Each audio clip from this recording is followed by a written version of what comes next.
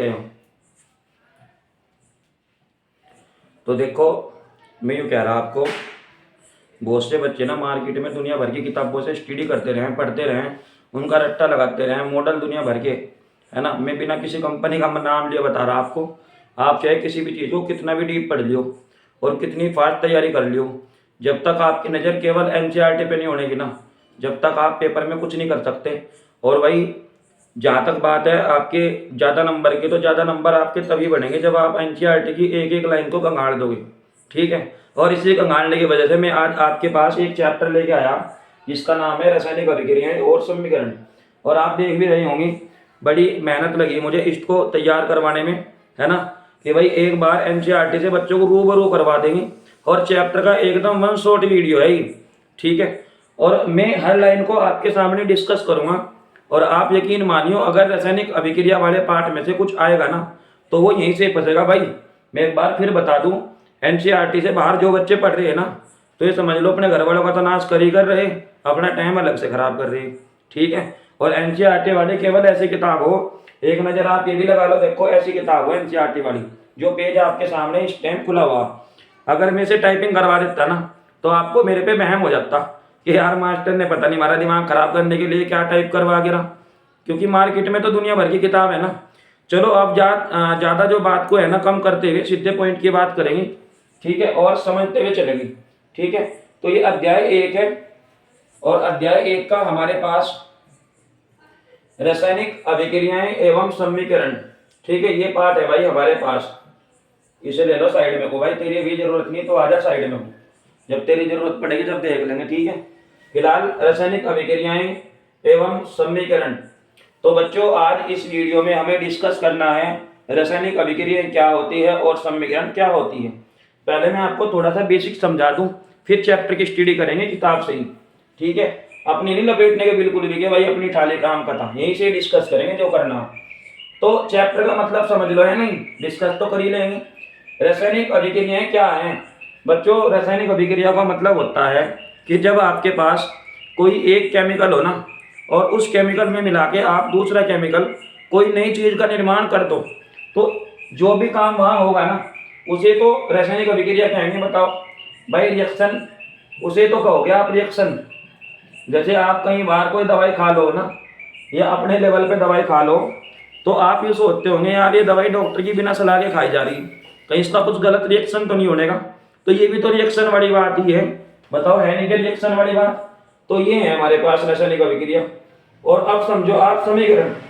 तो मैंने कहा बेटा बहुत ही इजी बात है, जैसे आप गणित की एक घात समीकरण दी, घात समीकरण को हल कर रहो ना, या जैसे पिता की उम्र बाप की उम्र से इतनी कम है उतनी ज्यादा है, 4 गुनी होगी 5 गुनी होगी, इस तरह के जो क्वेश्चन करो, जब आप इन क्वेश्चनों करो तो क्या बनाओ, समीकरण बनाओ या नहीं बनाते। तो यहाँ भी तो मैं ऐसा ही करूंगा, आप भी ना मतलब परेशान हो रहे सारे के सारे। देखो मैं यहाँ भी तो यूं ही करने वाला। मैं यूँ कह रहा, जो रासायनिक अभिक्रिया हुई ना, आपके पेट में हुई हो या कहीं भी हुई हो, बस उसी 2 केमिकलों को लेके या 4 केमिकलों को लेके जो भी आप लोगे, उन केमिकलों को एक साथ कंबाइन करके हम एक समीकरण के रूप में लिखेंगे बेटा। और वही हमारे पास क्या हुआ करेगी, एक समीकरण हुआ करेगी। बताओ कोई मुश्किल बात है क्या? चलो अब समझेंगे थोड़ा सा इसका चैप्टर, ठीक है। ये लो मैंने इसे कर दिया क्लीन। अब इसको थोड़ा सा पेज को आपके सामने उठा लाऊं, यह आगा आपका पेज यहाँ, ठीक है। आप ही की भाषा में एकदम एनसीईआरटी से रूबरू करवाने के लिए विकास लेक्चर हमेशा तैयार रहा, है ना। और आपको जानकारी के लिए बता दूं, अगर मेरा वीडियो आपको अच्छा लगे या पसंद आए तो ही आप यहाँ बैठ जाइए, नहीं तो भाई स्किप करके तुरंत बाहर निकल जाओ। और आपका जो भी डाउट होगा, जो भी आपका क्वेश्चन होगा ना, मैं आपका डिस्क्रिप्शन में अपना व्हाट्सअप नंबर दे दूंगा, वहां से भी आप मुझसे एकदम फ्री में पूछ सकते हो जो भी जानकारी लेनी हो 10th क्लास के संबंध में। और एक चेतावनी और दे दूं, अगर आप वास्तव में साइंस के स्टूडेंट बनना चाहते हो ना, या फ्यूचर में इंजीनियर डॉक्टर बनना चाहते हो, तभी ऐसा करने की कोशिश करियो और इस चैनल पे रुकने की कोशिश करियो, अन्यथा ये चैनल आपके लिए नहीं है ना।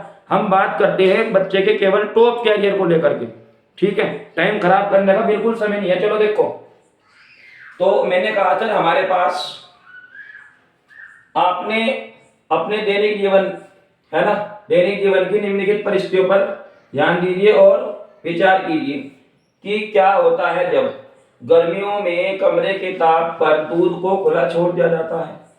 ठीक है, एनसीईआरटी में यूं कह रहा है एक ऐसी चीज है जो हमें दैनिक जीवन से बिल्कुल रूबरू करवा दे।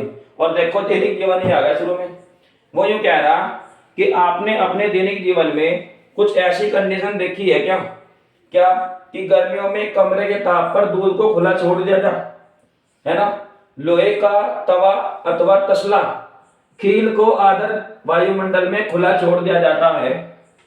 अंगूर का किण्वन हो जाता है, भोजन को पकाया जाता है, हमारा शरीर भोजन को पचा लेता है, हम सांस लेते हैं। देखो कितनी कितनी बढ़िया बात उसने हर पॉइंट में क्या दी, है ना। और आप इस चीज को समझने की कोशिश भी कर रहे होंगे। सर पहला पॉइंट हमारा ये कह रहा गर्मियों में कमरे के ताप पर दूध को खुला छोड़ दिया जाए।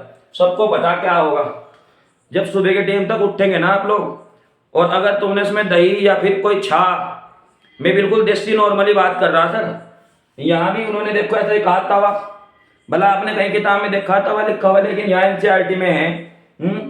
तो गर्मियों में अगर कमरे के ताप पर आपको दूध को क्या कर दिया, खुला छोड़ दिया, तो क्या होगा, वो खट्टा हो जाएगा सर। और खट्टा होने के साथ ही साथ ना तो उसका कोई टेस्ट होगा, मतलब खाने पीने योग्य वो कुछ नहीं होगा, वो एकदम वेस्ट होगा।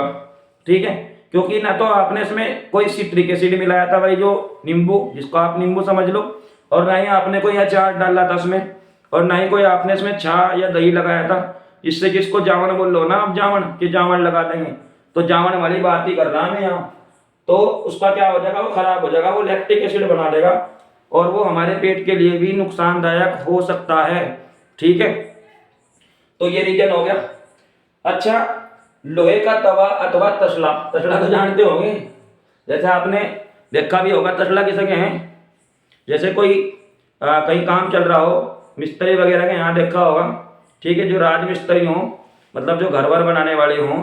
वैसे तो आजकल इंजीनियरिंग की तरफ को भाग रही पब्लिक, बट फिर भी आपको समझना पड़ेगा जब यहाँ से तसला खरीद दिया, है ना। या कील को आदर वायुमंडल में खुला छोड़ दिया जाए।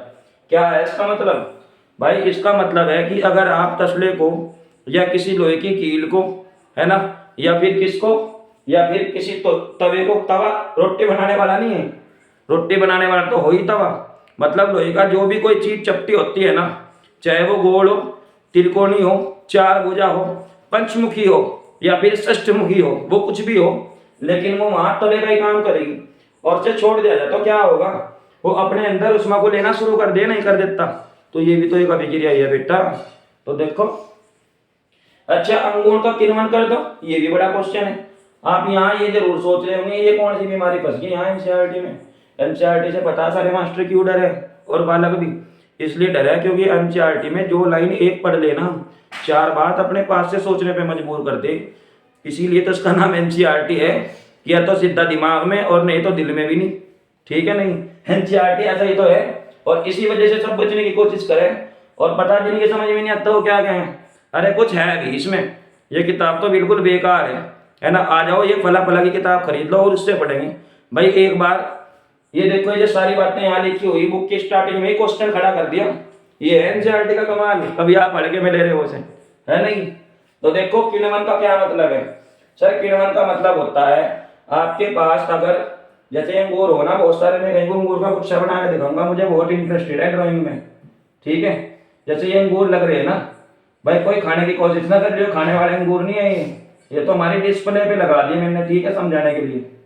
कभी आप सोच रहे हो कि यहाँ आपकी व्यवस्था है, आपके लिए कोई ऐसी व्यवस्था नहीं है, बस आपको तो अपनी व्यवस्था पेपर में बनानी जो बनानी। तो जब आप अंगूर का किण्वन करोगे तो बच्चों ये जो अंगूर के बाहरी परत हो ना, आप इसे मसल के रख दो, मसल के, जैसे हाथ पे तुम तेल में पानी मिला के मसल दो ना, और अपनी दाग पूंछी फोड़े पे लगा लो तो आराम लग जा। तो वही केस है यहाँ, क्या कि इसको आप अंगूर को मसल के किसी चीज से या हाथ पे रख दो, तो फिर क्या हो जाएगा, वो फिर हो जाएगा खट्टा। और खट्टा होने के बाद अगर उसमें आप कोई एंजाइम वगैरह लगा दो, जिसको आप खमीर भी कहते हो, या फिर आप उसमें नींबू का जूस वगैरह लगा दो, बहुत सारी चीजें हैं। तो जब आप ऐसा करोगे ना तो पता क्या होगा उसका, वो आपका एल्कोहल वगैरह बना देगा, या फिर वो आपका सिरका वगैरह बना देगा। और बच्चों इसी क्रिया को हम किण्वन के नाम से जानते हैं। बताओ समझ में आ रही है ये बात? भाई अगर समझ में आ रही है ना तो चैनल को लाइक भी कर दियो। कभी आप मजे मजे के चक्कर में यही बात भूल जाओ कि हम कहाँ हैं। आप यहाँ विकास लेक्चर देख रहे हैं। देखो भोजन पकाया जाता है, ये तो नॉर्मल ही बात है, इसका तो सबको पता। जब आपकी मम्मी या बहन या कोई भी जब भोजन पकावे है ना तो उसमें दुनिया भर का पता नहीं क्या क्या ट्रम सट्रम मिला दे और फिर बना दे, उसको कह दे नाम सब्जी। सब्जी किसे कहें? जब आलू पालक जो भी मसाला नमक मिर्च पता नहीं कितने सट्रम अट्रम टट्रम की बली दी जा, तब जाके एक सब्जी तैयार हो। तो इसे तो क्या है? भोजन। भोजन है, रोटी है, तो सारी की हालत ऐसी है। तो बताओ सबकी कंडीशन में क्या हो रहा? भाई सबकी कंडीशन में रासायनिक अभिक्रिया हो रही, जो पाठ का नाम है। हो रही नहीं हो रही रासायनिक अभिक्रिया? ठीक है। अब आप एक बात और सोच रहे होंगे कि जी अंगूर की किण्वन में भी रासायनिक अभिक्रिया हो रही क्या? भाई बिल्कुल हो रही। और भाई वो जब सुनो सड़ा दिया, उसमें आपने कोई एंजाइम मिला दिया तो दारू तो बनना तय है। जानना चाह रहे दारू कैसी हो? तो चलो मैं तुम्हें दिखा रहा दारू ऐसी हो। इसे क्लीन कर दे, कर दिया। अब देखो मैंने उठा लिया पेन और यहाँ पेन से ये ले लिया पीला रंग, क्योंकि आप बच्चों को पीला रंग बहुत ज़्यादा पसंद है। ठीक है। तो देखो मैंने कहा आपके पास है कोई C2H6 है ना, या H12 ले लो। बल्कि एक काम करो, आप यहाँ एथिल अल्कोहल बाद में लेंगे, पहले आप इसको थोड़ा सा इसको क्या ले लो, थोड़ा सा इसको ले लो आप। यहाँ पर ग्लूकोज या फ्रक्टोज ले रहा मैं। वैसे अंगूर को क्या है ना, द्राक्ष शर्करा क्या है अंगूर को देसी भाषा में अगर और थोड़ा सा डीप पढ़े, द्राक्ष शर्करा। और बच्चों जितने भी फल हैं सारे फलों के अंदर होता है फ्रक्टोज। कौन सी शर्करा हो? फ्रक्टोज। और ये फ्रक्टोज ना हमें डायरेक्ट ऊर्जा नहीं देता। कभी आप ये समझ रहे हो कि फल खाने से ताकत आवे? फल खाने से तभी ताकत आवे जब आप फल के साथ नमक भी लेके बैठते हो, है ना। तो नमक भी लेके बैठ लिया करो। देखो कितनी काम की बात बता दी आपको आज। जब फल खा रहे हो तो नमक भी लेके बैठ लिया करो, नहीं तो उस फल का असली मजा तुम्हें मिलने वाला नहीं है। चलो यहीं आ जाओ। देखो अब मैंने तुम्हें कहा कि भाई आपके पास जो है ये यहाँ पे मैंने ले लिया कोई फ्रक्टोज ले लिया, ठीक है। और फ्रक्टोज का जो सूत्र होता है या ग्लूकोज का जो सूत्र होता है सेम ही हो। क्या हो? C6H12O6। ठीक है। इसे ग्लूकोज कह लो या इसे फ्रक्टोज कह लो। और बेटा बाकी जो इसकी खास बात है ना वो हम पढ़ेंगे 12वीं कक्षा में। ठीक है। ग्लूकोज और फ्रक्टोज के बारे में ज्यादा डिटेल हम 12वीं में पढ़ेंगे। फिलहाल इसी से काम चला लो, C6H12O6। ठीक है, ऐसे लिख लो। वैसे मैंने मिक्स भाषा बोलने की बहुत ज्यादा आदत है ना। और आप भी ऐसे ही करते होंगे, जैसे समय को समय नहीं करते आपने बहुत टाइम कितना हो रहा, तो वो भी तो मिक्स ही होगी। ठीक है। तो C6H12O6। अब तो ठीक है। अब हम क्या करेंगे, इसे बेटा आप इसका ऑक्सीडेशन करोगे किसी इनवर्टेड एंजाइम की उपस्थिति में कर दो। या मैं लूंगा यहाँ जाइमेज। क्या लूंगा? जाइमेज एंजाइम लूंगा। ये लो मैंने ले लिया जाइमेज एंजाइम। जाइमेज एंजाइम। बहुत से बार तो ये सोच रहे यार एंजाइम पता नहीं क्या चीज होती होगी, तो डरने की कोई बात नहीं, इसको भी पढ़ाएंगे भी। जरा सब्र कर लो थोड़ा सा। ठीक है। ज्यादा जल्दी ना करो और ना ही ज्यादा गरम गरम खाओ। तो जब हम इसका ऑक्सीडेशन कर देंगे ना यहाँ, तो पता क्या बना लेगा? ये बना लेगा दारू, जिसे आप कहो C2H5OH। और प्लस थोड़ा बहुत यहाँ बच्चों क्या निकलेगा? कार्बन डाइऑक्साइड भी निकल जाएगा। और ये दारू ना, ये वही दारू है जो पी जा, है ना। इसमें 60% तो पानी मिला देंगे और 40% क्या होगा? ये दारू होगा, एथिल अल्कोहल। ठीक है। पहले मैं सोचा करता यार ये जो कच्ची दारू जंगलों में बना हुआ है ना, पुलिस वाले पता नहीं इनके क्यों पीछे पड़े रहे हैं बेचारों के। ठीक है भाई, वो इनका बिजनेस है, बना लें दो। तो इन्हें पकड़ पकड़ के थाने में बंद कर दे। फिर जब मैं 11वीं कक्षा में आया तो मैंने एथिल अल्कोहल के बारे में डिटेल से पढ़ा, तो मुझे पता चला कि जो कच्ची दारू हो ना उसमें एथिल अल्कोहल की मात्रा बेटा 100% हो। और 100% ना एथिल अल्कोहल खतरनाक हो। ठीक है। नहीं तो मतलब वो जान ले सकता है, इसीलिए सरकार इस पर प्रतिबंध लगाती है। ठीक है। तो पहले तो मैं सोचता था कि यार ये इनका बिजनेस पता नहीं क्यों बंद करवा रही, लेकिन बच्चों वास्तव में वो बात सही थी। ठीक है। मैं यही गलत था उस टाइम, क्योंकि जानकारी नहीं थी ना। और थोड़ा सा जिज्ञासु आदमी को होना चाहिए। और दूसरी बात अगर मैं आपको बता दूं, जो ठेके पे बिके है ना दारू, उसमें हो भाई 40% तो हो एथिल अल्कोहल और बाकी 60% पता क्या हो? जिसके बिना आप जी नहीं सकते, जिसे तुम पानी कहो। ठीक है। नहीं क्या कहो? पानी। और अंग्रेजी में तो वाटर ही कहते होंगे, बात तो सबको पता। ये तो सबको पता। चलो तो ये है भाई मेरे पास किण्वन क्रिया। बताओ इतनी बात आपको समझ में आ गई क्या? लेकिन ज़्यादा परेशान हुई हो ना बिल्कुल भी, कभी ये आपके दिमाग में सेटलमेंट ना हुई हो। आपको हर एक चीज़ समझाऊंगा आगे भी चल के। बट एक बार कुछ यहाँ जो होनहार बच्चे बैठे हैं ना, जिन्होंने कह रहे हैं इनको यार मास्टर ने ऐसा नहीं कभी किया, वो बैलेंस तो करा नहीं, चलो देख लो, उनका भी दिल रख दो, कभी दिल टूट के यहाँ से सीधा यहाँ गिर जाने का, वो पता नहीं कहाँ फंस गए। यहाँ देखो कार बने यहाँ 6 और यहाँ है 2 और एक यहाँ बैठा, तो एक काम कर लो ना, फिर यहाँ 2 लगा दो, तो इसकी गुणा वहां कर दो, 2 दूनी 4, गुणा के सवाल तो आते होंगे, ठीक है। 2 दूनी 4 और 2 ये 6 हो गए 6, बताओ 2 दूनी 4 और 2 6 हो गए, कार्बन 6, ठीक है। और बेटा हाइड्रोजन कितने 12, तो देखो यहाँ गौर कर लो एक बार, ठीक है। तो भाई इधर उधर जाने की जरूरत नहीं, यहाँ देखो 5 दूनी 10 और ये जो 2 आप देख रहे हैं वहां तक काम करेगा भाई, ये भी तो हाइड्रोजन ही है। ये तो लिखने का स्टाइल है थोड़ा सा एथिल अल्कोहल को, लेकिन चिंता वाली कोई बात नहीं। आज जब एंट्री करी थी, शुरुआत हो ही गई, तो आगे तो पता नहीं क्या क्या करेंगे हम, है नहीं। अच्छा ऑक्सीजन को भी तो देख लो, कभी गुस्सा करके बैठ जा, क्योंकि ये अगर मैं यहाँ किसी एलिमेंट्स को इधर उधर कर दूँ ना, तो ये मुंह फुला के बैठ जाऊँ और फिर सपने में भी मुझे यही दिखे कि यार हमें तो बैलेंस करना था, हमारी क्या गलती थी, तो कर लो भाई, मैं नहीं चाहता सपने में मेरे यही हमें। तो ऑक्सीजन है यहाँ 6, तो इसकी गुणा वहां होगी 2 दूनी 4 और ये 2 यहाँ भी रोल करेगा अपना, हो गए 6, 2 दूनी 4 और 2 6। तो बताओ बच्चों समझ में आ गया, आगे बढ़ेंगे अब, ठीक है। चलो थोड़ा सा आगे बढ़ेंगे, आप इसका स्क्रीनशॉट लेना चाह रहे हो रिएक्शन का तो ले लो, नहीं तो आगे पार्टों में भी मैं इसको डिस्कस करूंगा। और टेंशन वाली कोई बात नहीं, बहुत अच्छा सा नोट्स भी बनाऊंगा। मैं कह रहा पेपर में आपको नियत्ते नहीं जान देगा, क्योंकि ये विकास लेक्चर है भाई, ये किसी को भी नियत्ता जान नहीं देता, ठीक है। और बाकी तो आपको पता ही होगा, ठीक है। चलो देखो, इसके बाद हम सांस लेते हैं, सांस हम ही ले रहे हैं आप भी ले रहे हैं, बता दियो।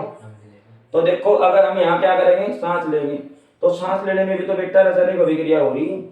मुझे लग रहा मैंने काला पेन दे के बहुत बड़ी गलती कर दी, क्योंकि ये भी ऐसा लिखा हुआ, तो थोड़ा सा कलर चेंज कर लें और इसको मोटा सा कर दें, ठीक है। क्योंकि आजकल के बच्चे पढ़ पढ़ के बिल्कुल आँख खराब कर बैठे, वैसे पढ़ाई को तो यही बदनाम है, ये तो मोबाइल में रह रहा तो है नहीं बात। देखो तो मैं यूँ कह रहा आपको, हम जब सांस लेते हैं, ठीक है, तो सांस लेने में भी तो बेटे ऑक्सीजन हो रहा, बताओ। मैंने कह रहा जब हम सांस ले ना, तो जो हमारे खून के अंदर ग्लूकोज घुला हुआ ना, तो वो ऑक्सीजन के साथ रिएक्शन करके ना क्या बनावे, एक तो बनावे बेटा ऊर्जा, है ना, और एक बनाता है कार्बन डाइऑक्साइड, जो हमारी नाक के रास्ते से वापस निकल के आ जाती है। तो ये सारी चीजें हैं, बताओ ठीक है बात। चलो अच्छा एक बात क्लियर करो आपको, इन सभी परिस्थितियों में प्रारंभिक वस्तु की प्रकृति पहचान कुछ न कुछ बदल जाती है। बताओ बदलती नहीं क्या भाई, आपने मान लो आलू काट के बना लिए सब, तो बदलनी गई उसकी पहचान। अब देखो कच्चा आलू खा के दिखा दो और फिर सब्जी बनने के बाद खा के दिखा दो, टेस्ट अलग आएगा। लोहे को धूप में रख के देख लो, बदल जाएगा मैटर, बैठ के देख लो, उस पर पता चल जाएगा एक बदला है नहीं बदला। गर्मियों में कमरे के ताप पर दूध को खुला छोड़ के देख लो, बदल जाएगा नहीं सिस्टम। सिस्टम तो जानते ही होंगे। अच्छा अंगूर का किण्वन, भाई अंगूर की हालत खराब होगी तो दारू में बदल दिया, अब खा लो अंगूर, कहाँ से खाने। तो यही तो बात लिखी हुई है। पदार्थ के भौतिक तथा रासायनिक परिवर्तन के बारे में हम पिछली कक्षाओं में पढ़ चुके। तो भाई पढ़ चुके हो तो बता दो कमेंट करके, अगर नहीं पढ़ चुके तो यहाँ मैं तुम्हें बता दूंगा कि जी हम नहीं पढ़े, बस इतना ही काफी है आपका कमेंट, फिर तो हम यहाँ धुआंधार तरीके से आपको बता ही देंगे। क्या कोई रासायनिक परिवर्तन होता है तो हम कह सकते हैं कि एक रासायनिक अभिक्रिया हुई है। मतलब वो यूं कह रहे हैं एनसीईआरटी वाला कि अगर कोई हम इस तरह की घटना करते हैं ना, तो कुछ ना कुछ परिवर्तन होता है और इसको हम एक रासायनिक अभिक्रिया का नाम दे सकते हैं, ठीक है। अच्छा आप शायद सोच रहे होंगे, ठीक है, मैं तो बहम ही कर रहा था कि सोच रहे, लेकिन वो तो वही कह रहा सोच रहे होंगे कि रासायनिक अभिक्रिया का वास्तविक अर्थ क्या है, हम कैसे जान पाते हैं कि रासायनिक अभिक्रिया हुई है। इन प्रश्नों के उत्तर पाने के लिए हम कुछ क्रियाकलाप करते हैं। बच्चों क्रियाकलाप का मतलब है हम कुछ ऐसे केस करेंगे जिसे आप प्रयोग का नाम दे सकते हो, एक्सपेरिमेंट का नाम दे सकते हो। और बेटा ये ना मानियो कि एक्सपेरिमेंट रासायनिक विज्ञान में ही हो या कोई से विज्ञान में हो, एक्सपेरिमेंट तो आप दिन निकलते करने शुरू कर दो। बताओ कैसे, जब आप ब्रुश वगैरह या दांत वगैरह मान जो ना वहाँ, तो वो भी तो एक्सपेरिमेंट ही चल रहा। ब्रुश कैसा हो, यानी कि जो आपने टूथपेस्ट लिया वो तो होता है क्षारक, और हमारे पेट के अंदर से रात के टाइम यहाँ मुंह के अंदर क्या बन जा, वो बन जा अमल। तो जब अमल और क्षारक दोनों आपस में मिला है ना, तो अभिक्रिया हो जा उदासीनीकरण। आपने चेक करा होगा जब आप ब्रुश करना शुरू करो तो मुंह में ना ऐसा लगे जैसे यार पानी तो मिलाया था, लेकिन पानी पता नहीं कहाँ से आ गया। दरअसल वो जो पानी होता है ना, वो पानी उदासीनीकरण अभिक्रिया वाला हो, मतलब अभिक्रिया में अपने आप ही बन जा वो पानी, ठीक है। और मुंह एकदम ताज़ा ताज़ा सा हो जा, मतलब उदासीन हो जा, उसका पीएच मान 7 हो जा, ठीक है। समझ में आ गई ना? चलो आगे बढ़ेंगे, ठीक है। बट हमें यहाँ तो एनसीईआरटी कोई पढ़ना है ना, तो एक्सप्लेन तो करना जरूरी है ना साइड में अलग, नहीं तो समझ में नहीं आएगा, ठीक है सर। आगे बढ़े, देखो रही छोटी सी क्रियाकलाप की बात, तो उसने एक प्रैक्टिकल जो है आपके सामने करके दिखा दिया। एनसीईआरटी वालों को बहम है कभी समझ में ना आया हो बालकों के, तो एक बार प्रैक्टिकल भी दिखा दूं करके। वैसे मैंने तुम्हें काफी प्रैक्टिकल बता के दिए मौके की, फिर भी अगर देख लेकिन कभी कभी ये बुरा मान जाए, है ना, और बुरा मान जाए ये हम चाहते नहीं, ठीक है। इज्जत यहाँ सबकी रखनी पड़ेगी जब आज पीडीएफ खोल ही लिया तो। चलो देखो, वो यूं कह रहा क्रियाकलाप 1.1, ठीक है भाई, सावधानी, इस क्रियाकलाप में शिक्षक के सहयोगी की आवश्यकता होती है ना, सुरक्षा के लिए, है ना। छात्र आंखों पर चश्मा पहन ले तो उचित होगा। देख लो ये प्रैक्टिकल करेंगे, अभी बताऊंगा प्रैक्टिकल क्या होगा। लगभग 3-4 सेंटीमीटर लंबे मैग्नीशियम रिबन को रेगमाल से रगड़कर साफ कर लीजिए। रेगमाल तो जानते होंगे आप, जैसे लोहा वगैरह हो ना, उसका जंग उतारने के लिए, जिसे तुम अपनी भाषा में लोगो जर जर जर उतारने के लिए रेगमार, रेगमार क्या है, रेगमार वो रेगमाल हो, ठीक है। देख लो एनसीईआरटी की भाषा, रेगमाल, माल कह रहा है इसे, माल और माल ही है वो, है ना। इसे चिमटे से पकड़कर ये कर रखा सारा काम, यहाँ चिमटा भी है, यहाँ देखो ये हो रहा चिमटा इनके हाथ में, पता नहीं हाथ किसका बना रखा। चलो मैं अपना हाथ मानना, मान लो मैंने यहाँ चिमटा पकड़ रखा अपने हाथ में, ठीक है। और मैग्नीशियम की एक रिबन है, मतलब एक छोटी सी, जैसे पेन देख रही है ना, इस तरह की कोई चिमटे से कोई धातु है मैग्नीशियम की, इस तरह की तरह से पकड़ रखी, ठीक है। और ये बर्नर है, बर्नर तो समझते होंगे, चलो मैं बता रहा बर्नर क्या हो। जैसे आपका खाना बनाने वाला चूल्हा हो ना, वैसे ही एक केमिस्ट्री की लैब में एक क्या होता है भाई, जो सिलेंडर से चलता है बर्नर, जिसे तुम डिबिया कह लो, डिबिया, जैसे किसी जमाने में डिबिया होती ना मट्टी के तेल वाली, मैं उसी की बात कर रहा। खैर आपके जमाने में तो डिजिटल जमाना चल रहा है भाई, सब कुछ डिजिटल है, डिबिया का तो नाम ही नहीं सुना होगा, और जिसने सुना होगा ना वो कमेंट करके न्यू भी बता दियो डिबिया में कौन सा तेल चलक रहता, ठीक है। और अगर उसने यूज करा हो ये भी बता दियो। बाकी यहाँ देख लो, तो वाच ग्लास, ये वाच ग्लास क्या होती है, ये कांच की एक इतनी बड़ी प्लेट होती है, ठीक है। जैसे आपके नाश्ते बिस्कुट वाली प्लेट हो ना, ऐसी प्लेट होती है ये भी, बट ये कांच की होती है, इसका नाम है वाच ग्लास, ठीक है। और ये बहुत साफ सुथरी रखी जाती है, कांच की होती है। मैग्नीशियम ऑक्साइड, ये जो आपके पास इस वाच ग्लास के अंदर देख रही है ना, गंदा गंदा सा दिखाई तो दे रहा होगा आपको, ये पता क्या है, ये मैग्नीशियम ऑक्साइड है, ठीक है। और पता कहाँ से मिल रहा, जब इसे चिमटे में पकड़ के मैग्नीशियम के रिबन को गर्म करे है ना, इसे हवा में जड़ा में, तो पता है यहाँ रिएक्शन हो, रिएक्शन कभी नहीं मानने हो आप। देखो इसे क्या करूँ मैं, इसे क्लीन कर दूँ, देखो, और फिर यहाँ पे इसको क्या करवाऊंगा, रिएक्शन करवाऊंगा। देखो मैंने ले लिया यहाँ बेटा मैग्नीशियम ले लिया, और मैग्नीशियम को ना मेरी भाषा में, मेरी मतलब रसायन विज्ञान की भाषा क्या है, मैग्नीशियम Mg, और अब हम इसे वायु में देखो यहाँ जला रहे, तो क्या होगा इसका इलाज जान रहे क्या। तो ये इसे जब वायु के साथ रिएक्शन करेगा, भाई हवा में गर्म करने का मतलब है वायु के साथ अभिक्रिया, तो जब ये वायु के साथ अभिक्रिया करेगा ना, तो पता क्या बना होगा, यो MgO बना होगा, MgO, जिसे तुम मैग्नीशियम ऑक्साइड यहाँ कह रही कभी नहीं मानने हो। समझ में आ रही बात, ये रसायन विज्ञान का घंटा चल रहा, कभी हिंदी का घंटा समझ के यहाँ कबीरदास समझ लो, और ये होगा काम, और खत्म हो गया मामला, ठीक है। रसायन विज्ञान का मतलब है रासायनिक अभिक्रिया, असमीकरण भी होना, ठीक है। बहुत से तो मैं कहें यार रसायन विज्ञान बहुत डिफिकल्ट विषय, मैं कह रहा रसायन विज्ञान एक बार अगर पढ़ लिया ना, तो जिंदगी में इतना मजा आ जाएगा, इतना मजा तुम्हें किसी दूसरे काम में नहीं होने का। एक बार रसायन विज्ञान से प्यार मोहब्बत करके तो देखो मेरे भाई, ठीक है।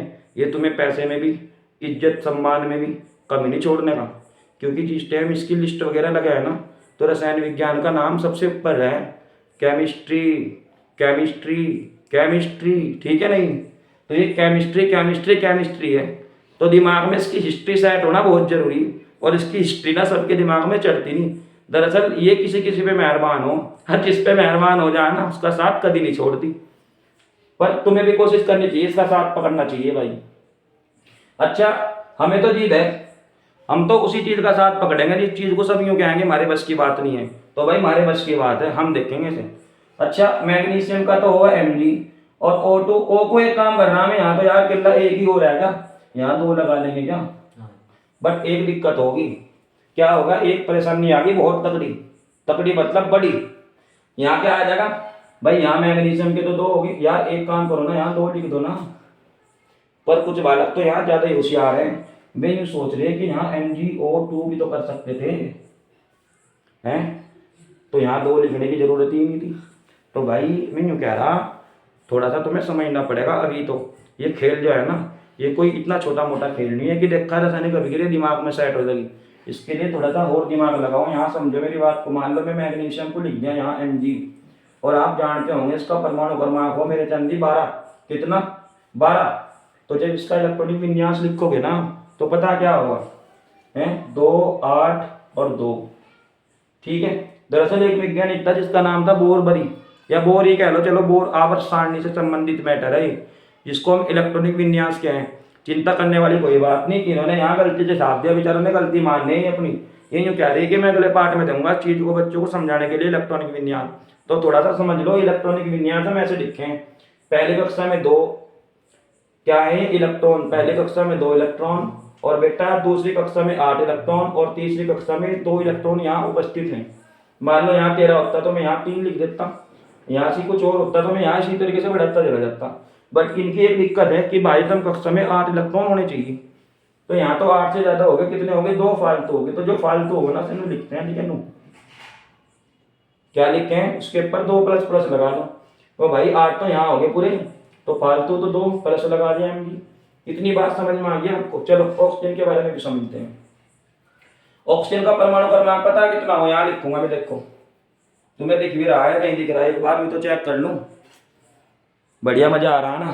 देखो ऑक्सीजन का परमाणु क्रमांक हो भाई 8, कितना हो 8, ठीक है, तो 2,8, 8 तो यार होने के नहीं, क्यों, क्योंकि यहाँ तो टोटल भी तो देखना है ना। देखो जैसे वहाँ 8 8 और 2 10 और 2 12, लेकिन यहाँ 8 और 2 10 हो रहे, तो बेटा यहाँ 6 लिखना पड़ेगा मैं, क्या लिखना पड़ेगा मैं, 6। तो 8 तो यार आया नहीं, इसका मतलब 8 होने में कितने की कमी रहेगी, 2 की कमी रहेगी, 2 की। तो मैं यहाँ लिख दूंगा 2 के ऊपर माइनस। अब आ जाओ फाइनल बात। फाइनल बात ये है कि अगर किसी भी तत्व के इलेक्ट्रॉनिक विन्यास में 8 इलेक्ट्रॉन पूरे होने के बाद जितने बाहर बच जाना, तो उसके ऊपर तो लिखा जा बेटा प्लस, और जितने की कमी रह जा उसके ऊपर लिखा जा उतना ही माइनस। भाई 8 होना चाहिए था लेकिन होगा 6, तो इसका मतलब 2 की कमी, 2 की कमी तो 2 माइनस लगा दिया, ठीक है। अब जब 2 माइनस लगा दिया, अब आ जाओ इसके साथ हमें से जोड़ना, अब कितने ही तो प्लस और इतने ही माइनस। अगर इस माइनस को तुम इस प्लस के साथ जोड़ोगे तो ये भी इसको खत्म कर देगा, और ये प्लस इस माइनस के साथ चला जाएगा, तो यानी कि इतने ही तो प्लस और इतने ही माइनस। तो इसका मतलब है ये दोनों भाई मौज में दिगन रह लेंगे यूं, जब भी तो उसका नाम मैंने वहां यूं बनाया।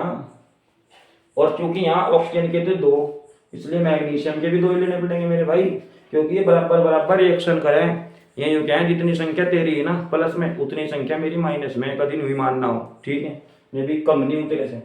तो बताओ इतनी बात आपको समझ में आ रही है क्या। चलो अगर समझ में आ गई तो इसका एक बार मैं क्रियाकलाप आपको डिस्कस करके बता दूं वो क्या कहना चाह रहा। उसने बना दिया मैग्नीशियम ऑक्साइड, ये था छोटा सा प्रैक्टिकल, ठीक है।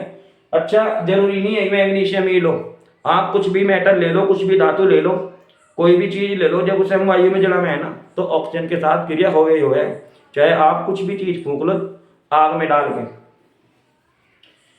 तो आगे क्या कहा उसने क्रियाकलाप में, क्रियाकलाप में वो आगे तुम्हें यूं कह रहा कि देखो बे बताऊंगा तुम्हें यहाँ, ठीक है। क्रियाकलाप में क्या कह रहा हो भाई, क्रियाकलाप में वो यूं कह रहा कि इसे चिमटे से पकड़कर स्प्रिट लैंप या बर्नर से इसका दहन करिए। दहन का मतलब है जलाना, फूंकना, नष्ट करना, कुछ भी कह लो, दहन कर दो, दहन, ठीक है, तो जलाना या फ्यूल करना कह लो। इससे बनी राख को वाच ग्लास में इकट्ठा कर लीजिए। तो जो ये राख ऊपर से गिर रही ना, देखो तुम्हें दिख रही होगी, चलो मैं दिखा रहा, ये गिर रही राख, अरे यहाँ इकट्ठी होगी, इसी राख को क्या कह रहे हैं आप भाई मैग्नीशियम ऑक्साइड क्या रही है ना, तो ये मेरे पास राख है, ठीक है। तो जैसे कि चित्र 1.1 में दिखाया गया है, मैग्नीशियम रिबन का दहन करते समय इसे अपनी आंखों से यथासंभव दूर रखिए। बेटा ये आग जब आप जलाओ ना, तो आंख पर इसकी लो लग सकती है, लाइट लग सकती है आंख पर, क्योंकि आप छोटे बच्चे हो तो परेशानी का सामना करना पड़ सकता है। इसलिए अगर हो सके तो पहले ही ऐसी चीज़ों से चश्मा लगा लेना चाहिए बचने के लिए, ठीक है। अच्छा, आपने देखा होगा जो वेल्डर हो ना, वेल्डर हो, वेल्डिंग करें, जो बाजार में भी आपके आसपास होंगी, जो जहाँ मतलब वेल्डिंग होता है, तो वहाँ एक रोबोट सा खड़ा रहा है, इतना बड़ा गोल गोल, देखिए देखो ऐसा रोबोट खड़ा है ना, गोल गोल सा यूं डिब्बा सा, जहाँ वेल्डिंग हो, और यहाँ कलीसी भी पड़ी रहे। ये इतनी गौर करते नहीं, करके देखियो कभी, देख भी लिया करो बाहर की दुनिया क्या, सारा दिन मोबाइल में लगे रहो, है ना। तुम केवल अपने काम से काम रखो, बाहर की दुनिया भी देख लिया करो, वहां भी तो कुछ सीखने को मिले। तो बेटा जब वो वेल्डिंग करे है ना, तो अपनी आंख के ऊपर ना चश्मा लगा ले, चश्मा। लेकिन तुम तो जब वेल्डिंग करवाने जाओ ना, तुम तो से अपनी वस्तु देख के वेल्डिंग वाली एकदम हाथ में निकाल लो मोबाइल और कुर्सी पे बैठ जाओ एकदम टाटा बिरला बन के, कि भाई कितनी देर में हो जाएगा मेरा काम, बता दिए मैं बिजी, ठीक है। और बिजी क्या, बस या तो दोस्तों के साथ मटर गश्ती करते रहो, या फिर रील दिखे यूँ करते रहो, यूँ चला है रील, यूँ यूँ चला है रील, यूँ जैसे किसी जमाने में लोग ताश खेलते थे ना, ऐसे तुम्हारी रील चला है। बट सही है भाई, चलो खैर आगे समझो चीजों को। तो इतनी बात समझ में आ गई क्या आपको? देखो मैं अगला पेज पे आ गया, ये मेरा पेज भी दूसरा ही चल गया, एकदम हूबहू किताब के आमने सामने बात हो रही, अपनी बनावटी भाषा कुछ भी नहीं है, ठीक है। चलो, तो क्या कह रहा वो आगे, आगे वो यूं कह रहा कि आपने देखा होगा कि चमकदार चमकदार श्वेत लोह, श्वेत का मतलब है सफेद, जैसे सूर्य की लाइट, सफेद लोह के साथ मैग्नीशियम रिबन का दहन होता है, यह सफेद चूर्ण में परिवर्तित हो जाता है, यह मैग्नीशियम ऑक्साइड का चूर्ण है, ठीक है।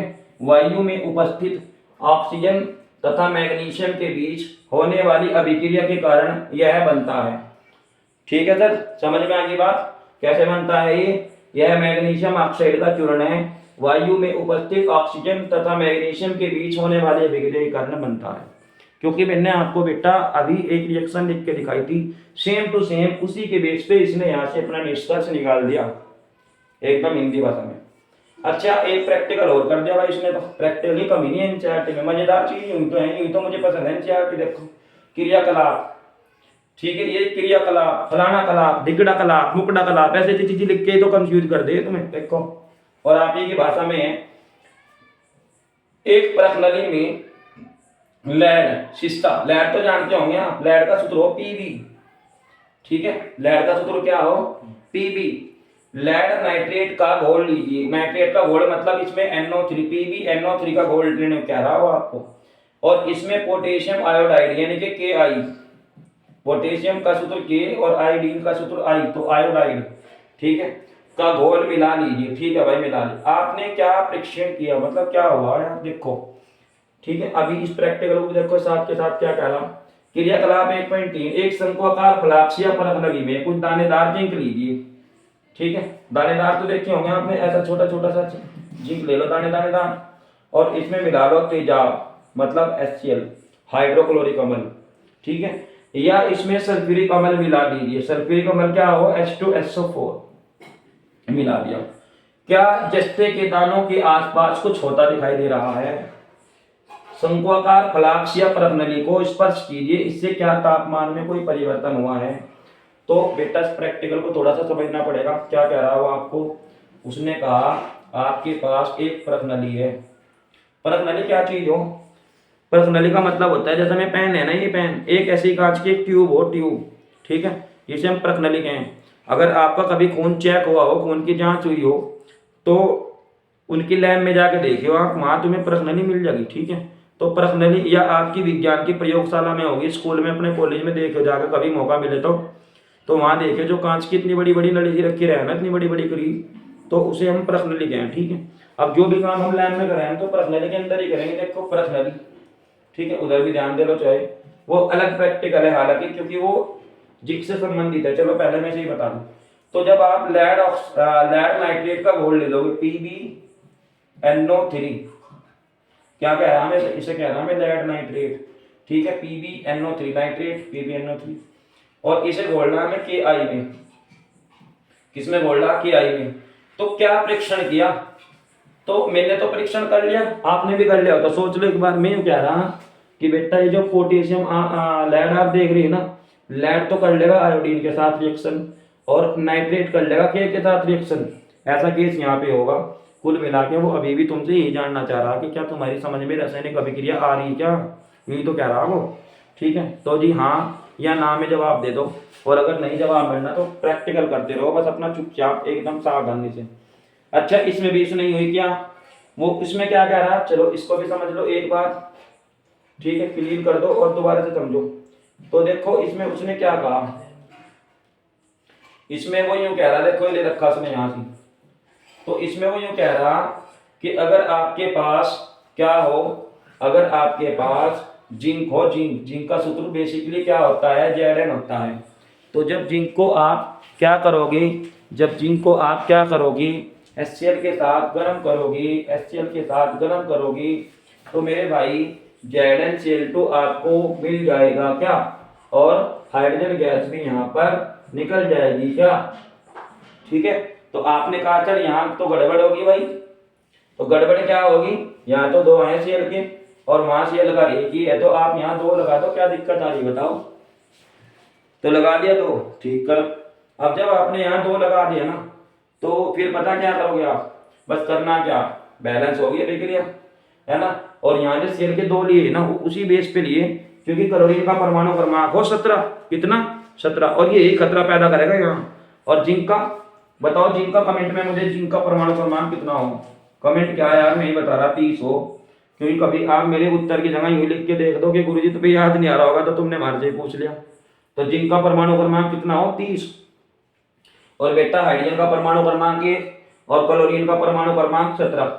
टेंशन वाली कोई बात नहीं, एक बार यस बता दो कि जी हमें चीजें सारी की सारी क्लियर हो रही है एकदम, एनसीईआरटी से हूबहू जो बात चल रही है यहाँ वो समझ में आ रही। तो आप मुझे एक बार मोटिवेट कर दो, मेरे वीडियो को अपने दोस्तों के साथ शेयर कर दो, और इसको अपने फेसबुक पेज, ट्विटर, इंस्टाग्राम पे भी अपने दोस्तों को जरूर बता दो। तो अगर आप लोगों का संकेत मुझे मिला तो मैं इस तरीके से आपको बहुत सारी चीज़ें क्लियर करा दूंगा। और मेरा पूरा जो है विश्वास है कि आप लोग अगर थोड़ा सा यहाँ पे साथ दोगे ना, तो मैं कह रहा आपके विज्ञान में 70 में से 70 नंबर ला के दे दूंगा। तो आपको यह वीडियो देखने के लिए बहुत बहुत धन्यवाद। और आज के छोटे से वीडियो को मैं यही ब्रेक दे रहा हूँ, तो बाकी चीज़ों की स्टडी एनसीईआरटी से करेंगे अगली वीडियो में। Okay, bye bye.